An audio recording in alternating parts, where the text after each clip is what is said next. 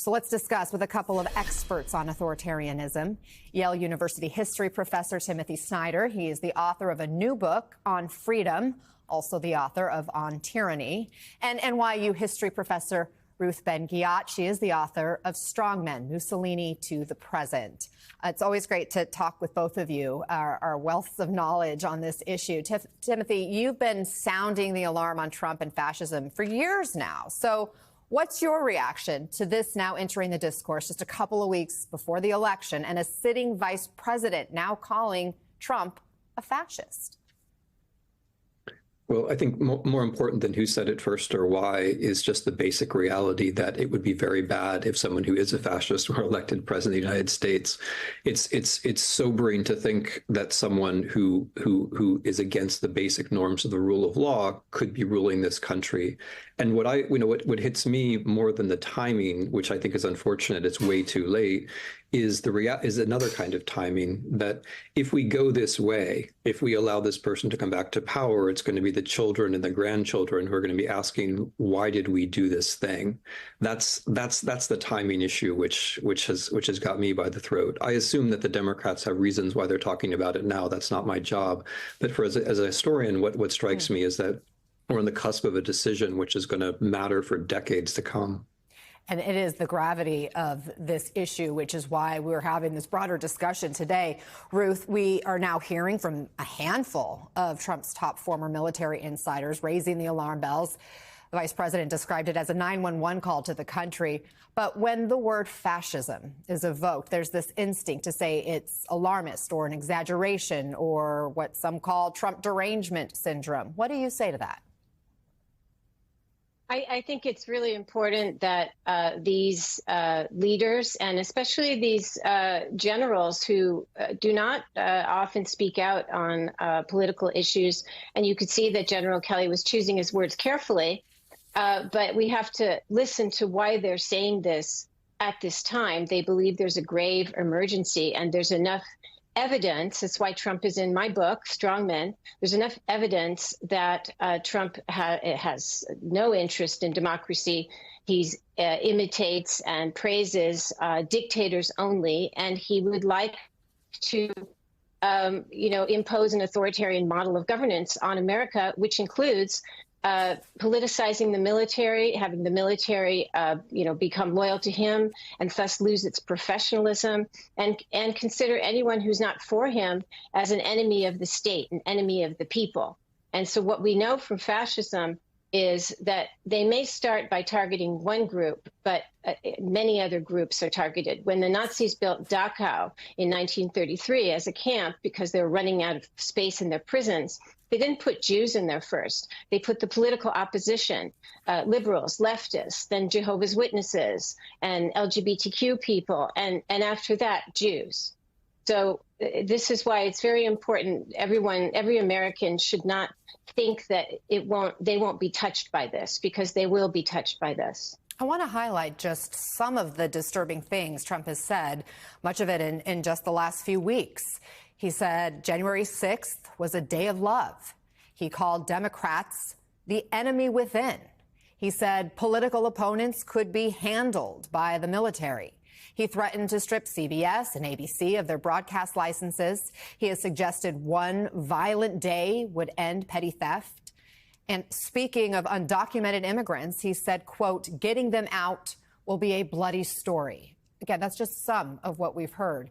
Timothy, what's the goal of this type of rhetoric? Is it meant to instill fear, loyalty, have a chilling effect?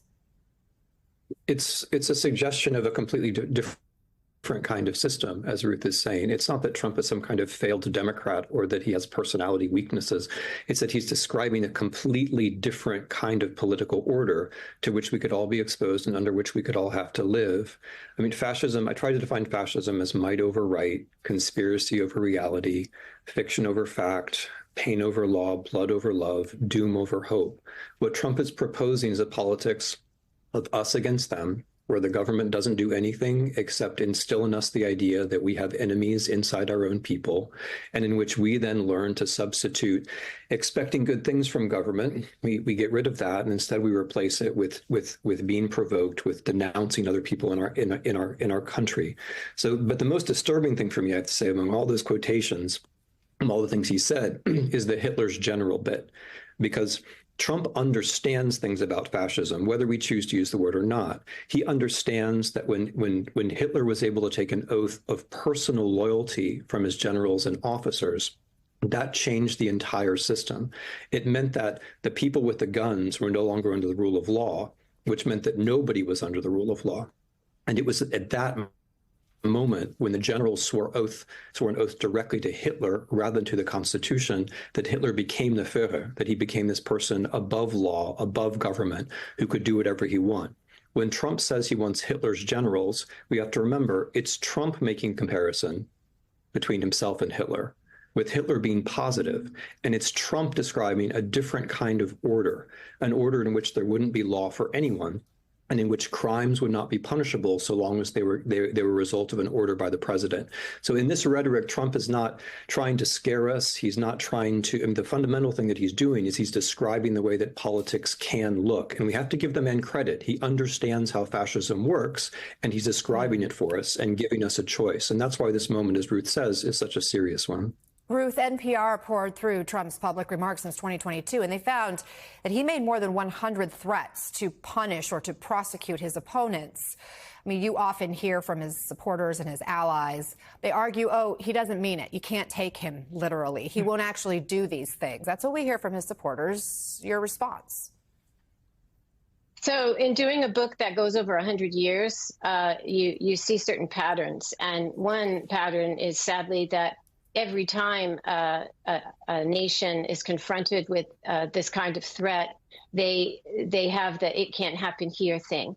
If you take Germany in the early 30s, it was one of the most advanced nations in the world for technology, medicine, science, engineering, graphic design, and Hitler seemed like some kind of lunatic. And even where there's a coup, like in Chile, another case study I have, and the change is instant and bloody. There were people like the conservative elites, Christian Democrats, who thought that Pinochet would establish order and then return government to the civilians. So we've always had this idea, and it's particularly marked in America, which has been a place so many millions of people have fled dictatorships to come to America as a place of freedom, as a place of a multiracial democracy where they could find a home and make the best of themselves. So we're particularly vulnerable to this.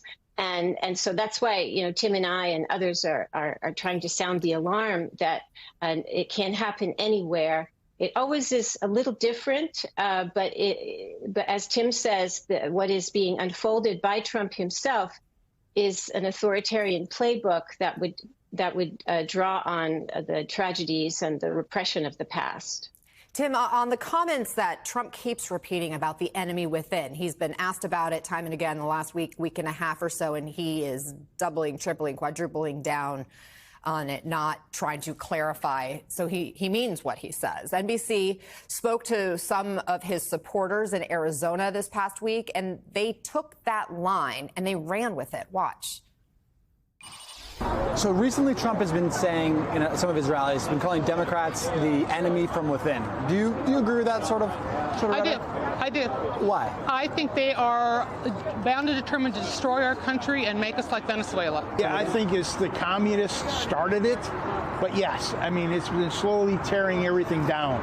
There's no morals, no values anymore. They are now the party of suppressing people's rights under, the guise of misinformation. So, yes, Donald Trump is correct.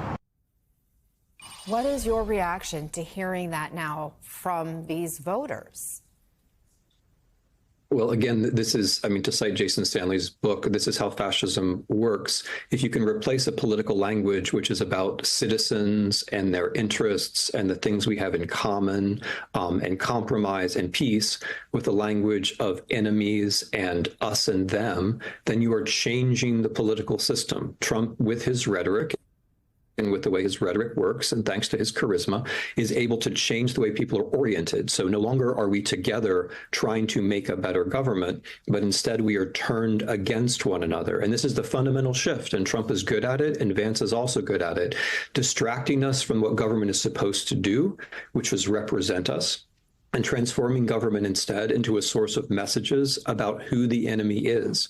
We know from history that this can work. And as Ruth says, we're more vulnerable to this kind of thing when we think we're exceptional, when we think we're invulnerable. This election could go many ways. And I think we could end up in a much, much better place. But we have to be sober and realistic about what happens if it goes the wrong way, if Trump and Vance wins. They are telling us what they're going to do. We are holding ourselves back from listening. I'm struck again and again these last few days and weeks, actually, by how well Trump and Vance understand the 1920s, the 1930s, fascism, strongman politics, authoritarianism.